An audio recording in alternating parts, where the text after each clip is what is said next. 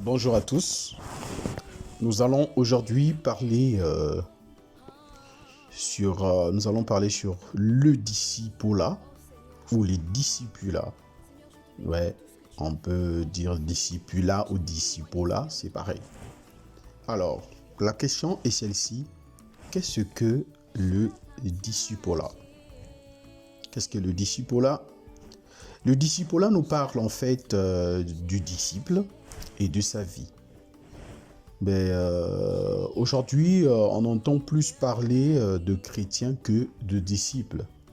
Or, la Bible fait plus mention de disciples et nous présente seulement 3 fois le mot chrétien dans la Bible. Donc, par exemple, dans Actes des Apôtres, à partir du verset 11 jusqu'au verset 26, la Bible dit « Et l'ayant trouvé, il le conduisit à Antioche.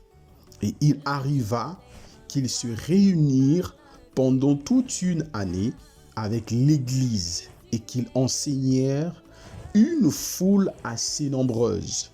Et c'est à Antioche que pour la première fois, les disciples reçurent le nom de chrétiens. » Donc ici, nous sommes en train de voir que le mot chrétien est apparu pour la première fois à Antioche dans Actes 1, 26. Et ce sont des gens qui ont appelé les disciples, entre guillemets, les païens qui ont appelé les disciples par les chrétiens. Pourquoi? Parce que les païens regardaient dans la vie des disciples la vie de Jésus-Christ. Voilà pourquoi les hommes ont appelé les disciples par le nom de chrétien. Et on peut aussi voir ce nom pour la deuxième fois dans Actes des Apôtres, chapitre 26, le verset 28. Et Agrippa répondit à Paulos, « Tu me persuades un peu de devenir chrétien. » Donc là, on voit le roi Agrippa va dire à Paul que tu es en train de me persuader afin que je devienne chrétien. Donc ça, c'est pour la deuxième fois que le mot chrétien a fait son apparition dans les Saintes Écritures. Et pour la troisième fois, c'est dans 1 Pierre, chapitre 4. Nous allons lire le verset 1 Pierre, chapitre 4 et le verset 16. « Mais si quelqu'un souffre comme chrétien, et qu'il n'en ait pas honte, mais qu'il glorifie Elohim en cela. » Donc là, on voit encore pour la troisième fois l'apparition du mot chrétien dans la Bible. Donc le mot chrétien est apparu que 3 fois dans la Bible. 3 fois. Donc la Bible nous parle plus des disciples que des chrétiens. Et le disciple qui marche selon la volonté de Dieu reflète l'image de Christ et en ce moment-là, on peut donner à un disciple le nom de chrétien. On ne peut pas parler de chrétien sans parler de disciple, car le chrétien est d'abord un disciple de Jésus. On peut aussi voir dans Matthieu chapitre 28, à partir du verset 19 jusqu'au verset 20, « Allez, faites de toutes les nations les disciples, les baptisant au nom du Père, du Fils et du Saint-Esprit. Enseignez-leur à observer tout ce que je vous ai prescrit, et voici, je suis avec vous tous les jours jusqu'à la fin du monde. » La Bible recommande que nous puissions aller dans le monde. Donc là, c'est Jésus qui parle à ses disciples. Allez partout dans le monde, dans les nations, dans toutes les nations, et faire les disciples. Donc, chaque enfant de Dieu est appelé à faire des disciples. Donc, un disciple formé doit aussi former les disciples. Donc, la Bible recommande d'aller dans le monde et faire les disciples. Alors, la question est celle-ci. Qu'est-ce que c'est un disciple? Le mot disciple veut dire quoi? Déjà, le mot disciple vient du grec qui veut dire mathetes, qui signifie élève ou étudiant. Ah, Donc, un disciple est un élève ou un étudiant. Voilà, donc quand on parle du disciple, c'est un élève ou un étudiant. Un disciple est un élève, un étudiant, une personne qui reçoit un enseignement ou qui suit un maître. C'est clair. Dans le mot disciple, nous avons la notion de suivre le maître en épousant sa vision. Et notre maître, c'est le Seigneur Jésus-Christ, notre roi et notre sauveur. Alors, nous comprenons aussi que le disciple est caractérisé par deux états qui sont l'état primaire et l'état de maturité.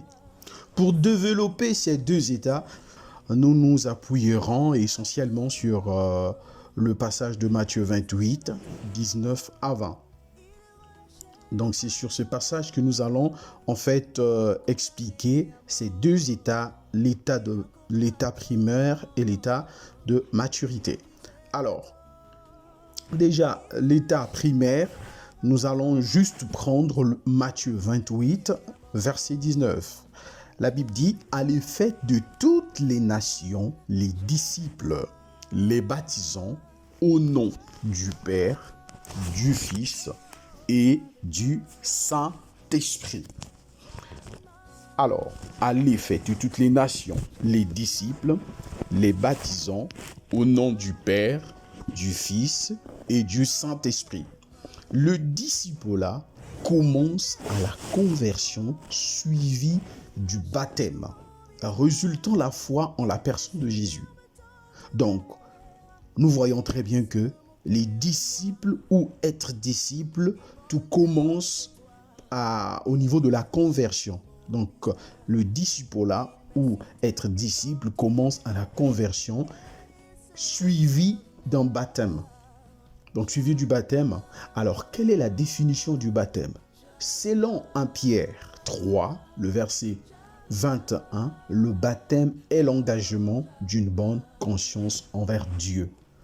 Donc, nous voyons très bien que le baptême est l'engagement de bonne conscience envers Dieu. Donc, si le baptême est l'engagement d'une bonne conscience avec Dieu, donc tout commence par la conversion et tu deviens conscient que que je dois me faire baptiser. Donc, le disciple-là commence à la conversion suivi du baptême qui n'est autre que l'engagement d'une bonne conscience envers Dieu et résultant de la foi en la personne de Jésus. Le disciple, c'est d'abord une personne qui a décidé de s'engager volontairement à suivre Jésus, suite par exemple à une prédication de l'évangile ou à la lecture de la parole de Dieu. Peu importe la manière que ce disciple a décidé de s'engager volontairement, ça peut être un témoignage, ça peut être une prédication comme je viens de le dire, ça peut être une histoire biblique, ça peut aussi être par un chant. Et à partir de cela, le disciple décide de s'engager volontairement à suivre Dieu. Donc le disciple, c'est aussi un cœur touché par la parole qui a décidé de renoncer au péché, à sa propre vie pour suivre seulement Jésus, pour suivre Yahushua, pour suivre le roi des rois. La Bible nous dit dans Luc 14, le verset 33, « Ainsi donc, quiconque d'entre vous ne renonce pas à tout ce qu'il possède ne peut être mon disciple. » Donc nous voyons très bien que un disciple, c'est celui qui arrive à renoncer à lui-même afin de suivre Jésus-Christ. Un disciple, c'est la personne qui a expérimenté la parole de Dieu. Je crois dans 1 Corinthiens chapitre 17, verset 5, qui dit « Si quelqu'un est en Christ, il est une nouvelle créature. Les choses anciennes sont passées et voici toutes choses sont devenues nouvelles. » Donc, un disciple, c'est la personne qui a expérimenté la parole de Dieu qui dit « Si quelqu'un est en Christ, il est une nouvelle créature. Les choses anciennes sont passées Et voici toutes choses sont devenues nouvelles. Et dans Actes des Apôtres, chapitre 2, le verset 37 à 41, la Bible nous dit, suite à la prédication de Pierre, plusieurs personnes ont expérimenté ce premier aspect du discipulat. Donc la Bible, par exemple au niveau du verset 37, la Bible nous dit, après avoir entendu ce discours, donc la prédication de Paul, ils eurent le cœur vivement touché et ils dirent à Pierre et aux autres apôtres, hommes, frères, que ferons-nous? Et là, nous voyons qu'ils avaient les cœurs vivement touchés et ils se posèrent des questions. Qu'est-ce qu'allons-nous faire? Et ils ont posé la question à Pierre. Donc, le cœur étant touché par la parole, ils vont volontairement se détourner de leurs péchés pour s'engager dans la voie du Seigneur en passant par les eaux du baptême. Et je veux vous dire la vérité que ce jour-là, le nombre des disciples avait augmenté. Donc le nombre de disciples ce jour-là augmenta. Et lorsque nous lisons Actes chapitre 2, le verset 41, la Bible nous fait savoir que ceux qui acceptèrent sa parole furent baptisés. En ce jour-là, le nombre des disciples s'augmenta d'environ 3000 âmes. Un miracle que même Jésus n'avait pas accompli. Voilà pourquoi la Bible dit ceux qui vont suivre le Seigneur feront des miracles, même plus que ce que lui il a fait. Voilà déjà l'accomplissement de cette parole. Nous disons Amen. Nous le voyons également dans Actes 18, 1 à 8. L'apôtre Paul annonce la bonne nouvelle à Corinthe. Et au verset 8, il est écrit « Cependant, Crispus, le chef de la synagogue, crurent au Seigneur avec toute sa famille. Et plusieurs Corinthiens qui avaient entendu Paul crurent aussi et furent baptisés. » Donc là, nous voyons clairement que l'étape primaire commence par une conversion. La conversion, donc la repentance, la conversion. Et ensuite, donc après, donc tout commence par la parole qui a été prêchée, la personne a été touchée et la personne se repente, la personne se convertisse, la personne se fait baptiser. Donc voilà, donc la personne doit être touchée par la parole de Dieu, la personne doit recevoir la parole de Dieu et décide d'abandonner son ancienne vie pour rentrer à la nouvelle vie. Donc l'accomplissement du verset qui dit « Si quelqu'un est en Christ, il est une nouvelle créature, les choses anciennes sont passées et voici toutes choses sont devenues nouvelles. » Et l'état de maturité ou l'accomplissement, nous avons pris Matthieu 28, le verset 20.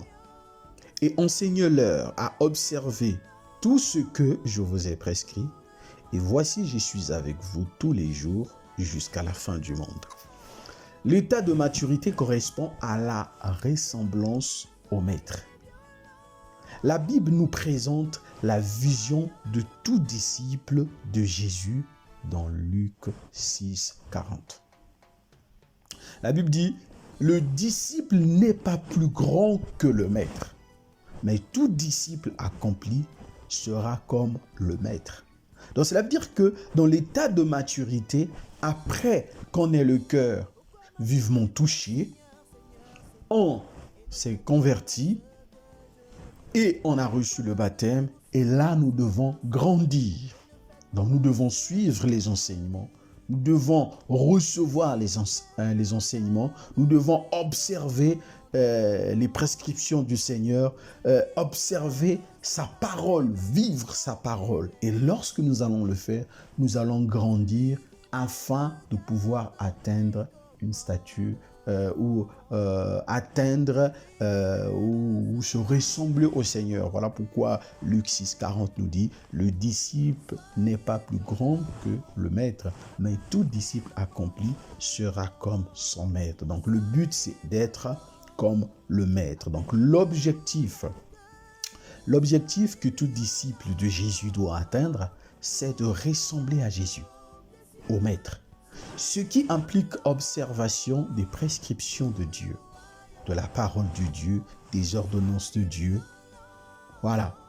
Tout ce qui vient de Dieu, nous devons les observer. Et le Seigneur, dans Matthieu 28, verset 20, va clairement montrer le moyen par lequel tout disciple peut parvenir à la maturité, la ressemblance à Jésus, comme nous l'avons dit précédemment. Ce moyen, c'est l'enseignement et la formation. Donc pour grandir, pour atteindre la maturité, pour se ressembler à Jésus, il faudrait impérativement que tu sois enseigné ou que tu sois formé. C'est très important. C'est très important. Beaucoup des enfants de Dieu sont devenus ce qu'ils sont aujourd'hui, négativement parce qu'ils ne sont pas formés, positivement parce qu'ils sont formés. Donc voilà. Il est écrit dans 2 Timothée, chapitre 3, le verset 16 à 17. Toute écriture est inspirée de Dieu et utile pour enseigner, pour convaincre, pour corriger, pour instruire dans la justice, afin que l'homme de Dieu soit accompli et propre à toute bonne œuvre. Donc, c'est par le biais de l'enseignement ou de la formation que tout disciple parvient à l'accomplissement ou à la maturité ou à la ressemblance à Jésus. Sans la formation ou l'enseignement, le disciple ne pourra pas se ressembler à Jésus. Donc, pour que tu puisses en réalité recevoir ou être qualifié par, et quelqu'un du dehors te qualifie ou t'appelle par chrétien, c'est lorsque tu deviens un disciple accompli. En d'autres termes, un chrétien est un disciple accompli. Un chrétien, c'est celui qu'on peut lire Jésus dans sa vie. Nous sommes des lettres. Quand nous lisons Acte 2, jusqu'après leur baptême, tous ces nouveaux disciples vont être enseignés. Dans le verset 42 d'Acte 2, la Bible dit « Ils persévéraient dans l'enseignement des apôtres ». Ah, là, nous voyons encore, et là, nous voyons que les disciples, après leur baptême, ils persévéraient dans l'enseignement des apôtres. Donc, il fallait vraiment être constant, présent pour recevoir les enseignements, pour recevoir la formation, afin de se ressembler au Seigneur. Ce même chemin se produira aussi dans Acte 18. Après la conversion des Corinthiens, Paul va leur enseigner des prescriptions du Seigneur. Paul reste là en train de les former pendant un bon moment afin qu'ils deviennent les chrétiens, afin qu'ils se ressemblent, afin que la ressemblance de Jésus soit vue dans leur vie. La Bible nous présente 3 types de formation. La première formation, c'est la formation par Dieu. Donc, il y a la formation par Dieu, la formation par les hommes et la formation par soi-même. Alors, parlons tout d'abord de la formation par Dieu. Dieu nous forme au travers des épreuves et des situations que nous traversons. Eh oui, des épreuves et des situations que nous traversons. Les épreuves sont comme des examens.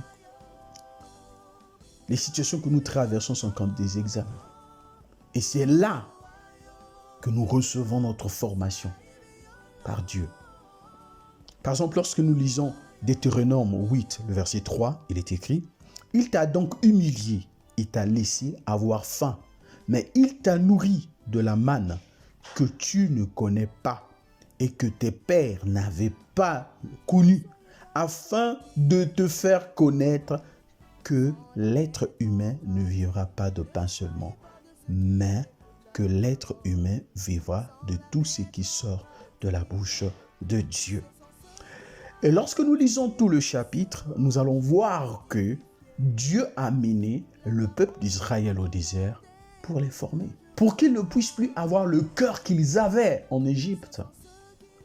pour changer leur façon de voir les choses, pour leur donner un cœur de chair et non des cœurs de pierre. Et si nous voyons la vie du peuple d'Israël au désert, ce peuple, c'était une vie pas facile. Ça bougeait, ça faisait tout ce qu'il fallait. Et jusqu'à même Dieu arriva à un certain niveau de leur punir.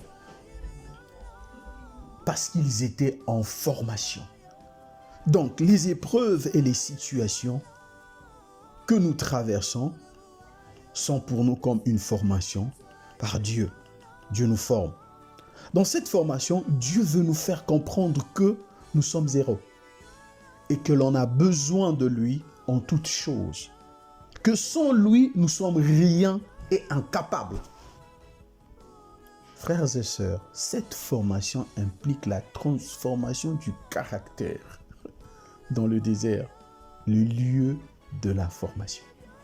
Le désert, c'est le lieu de la formation. Donc Dieu nous forme. Il y a des moments où tu traverses des situations compliquées dans ta vie, des situations difficiles. Mais sache-le que tu es en train de te faire former. Parlons de la formation par les hommes. Dieu utilise aussi les hommes pour nous former. Dieu nous bâtit déjà par la communion fraternelle qui implique un échange avec les frères et sœurs dans la foi.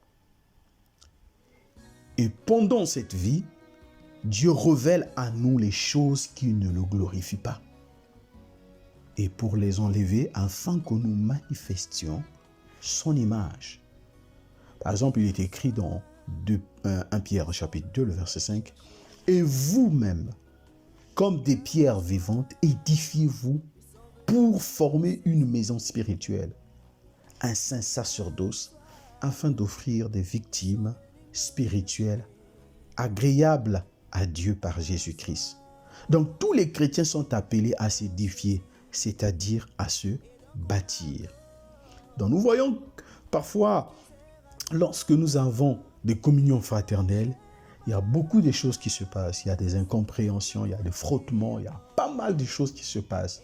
Il ne faut pas toujours prendre ça en mal parce que tous, nous n'avons pas été éduqués de la même manière.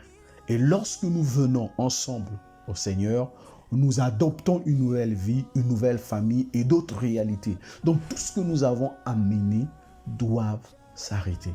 Voilà pourquoi la Bible dit « supportez-vous les uns les autres ». Et lorsque nous nous supportons et nous donnons le temps à tout un chacun de nous de pouvoir se bâtir et devenir à l'image parfaite de notre Seigneur Jésus-Christ, à se ressembler à lui.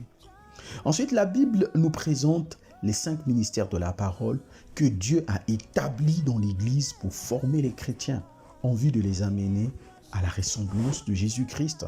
Lorsque nous lisons Éphésiens 4, à partir du verset 11 jusqu'au verset 13, il est écrit « Et lui-même a donné en effet les apôtres et les prophètes et les évangélistes et les pasteurs et docteurs pour l'édification des saints, pour l'œuvre du service, pour la construction du corps de Machia, jusqu'à ce que nous soyons tous parvenus à l'unité de la foi et de la connaissance précise et correcte du Fils d'Élohim, à l'état de l'homme parfait, à la mesure de la stature parfaite du Machia, afin que nous ne soyons plus des enfants ballottés par des vagues emportées ça et là à tout vent de doctrine, par la tromperie des hommes et par leur habileté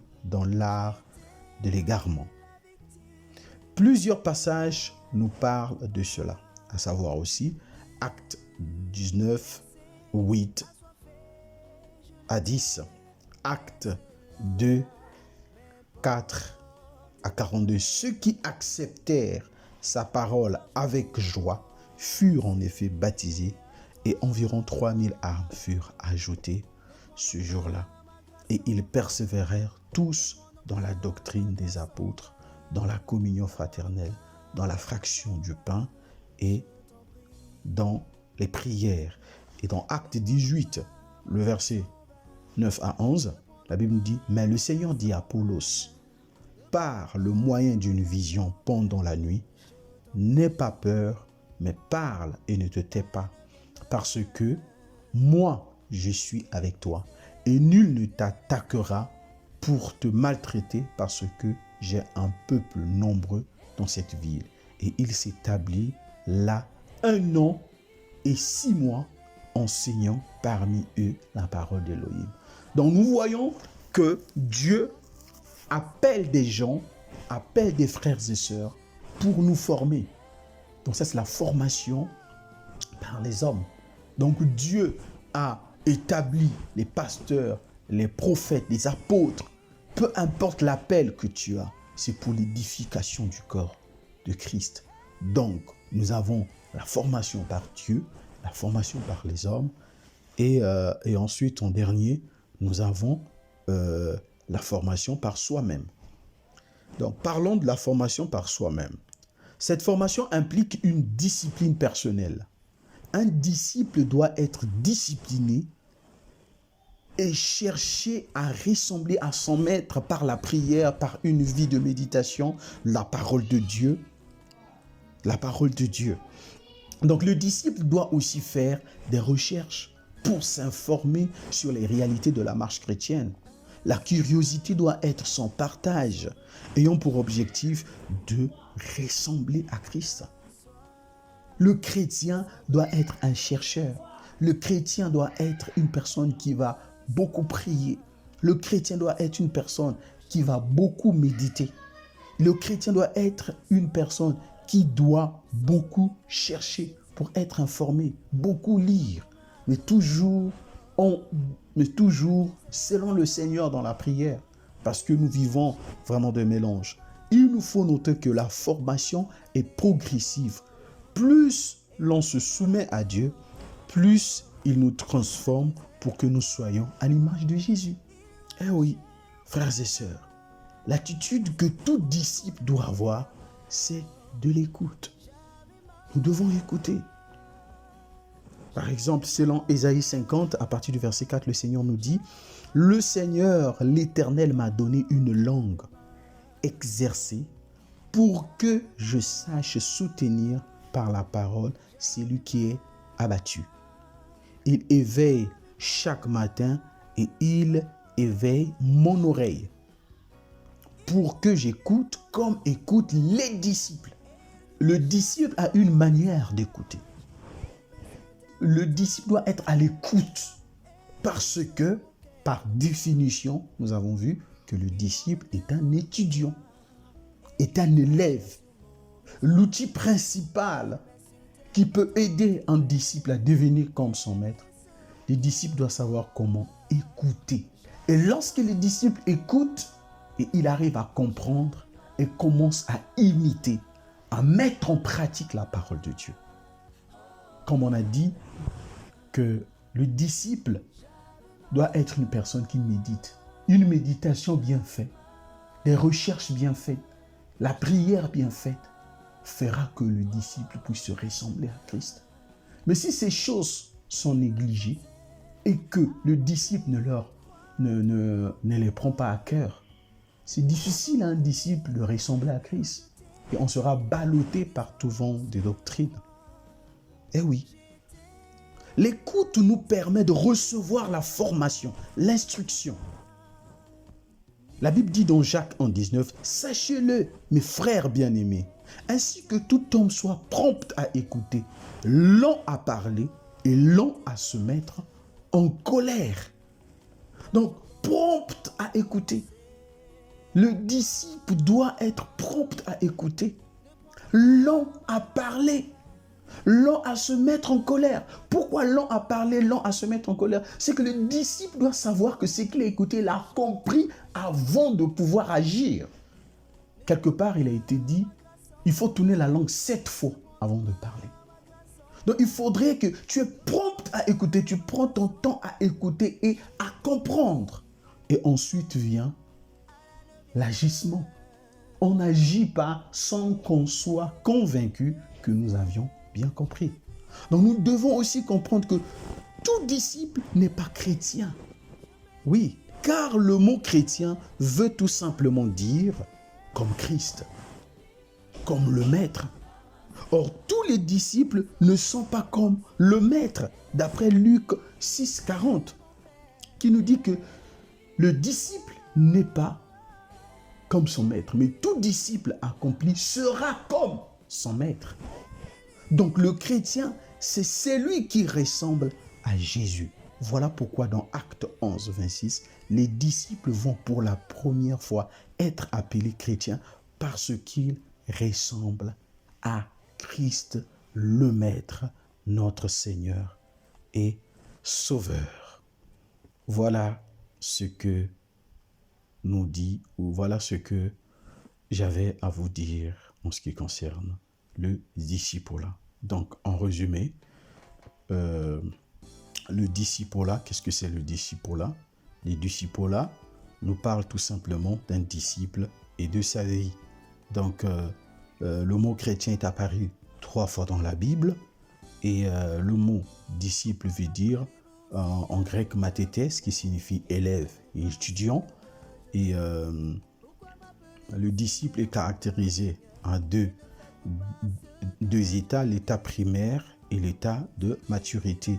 Et ces deux états, nous les voyons dans Matthieu 28, le verset 19 et jusqu'au verset 20. Donc le verset 19 nous parle de l'état primaire et le verset 20 nous parle de l'état de maturité. La Bible nous présente 3 types de formation pour un disciple. Donc à la formation par Dieu, où Dieu lui-même te forme, et la formation par les hommes, où Dieu utilise des hommes pour nous former, et ensuite par la formation par soi-même. Et enfin, nous avons conclu que le mot chrétien veut tout simplement dire comme Christ. Donc un disciple accompli sera comme son maître. Donc si tu es un disciple accompli, tu seras comme ton maître. C'est pourquoi dans Acte 11, le verset 26, on a appelé les disciples pour la toute première fois les chrétiens parce que ces disciples se ressemblaient à leur maître. Voilà ce que les discipulats veut nous dire. Que Dieu nous bénisse abondamment. Amen.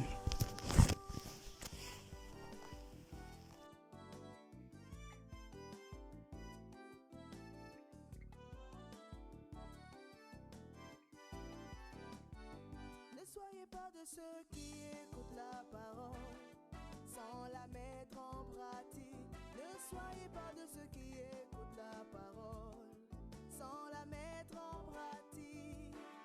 Ce sont ceux qui la pratiquent qui seront justifiés. La parole que vous entendez vous jugera. Ce sont ceux qui la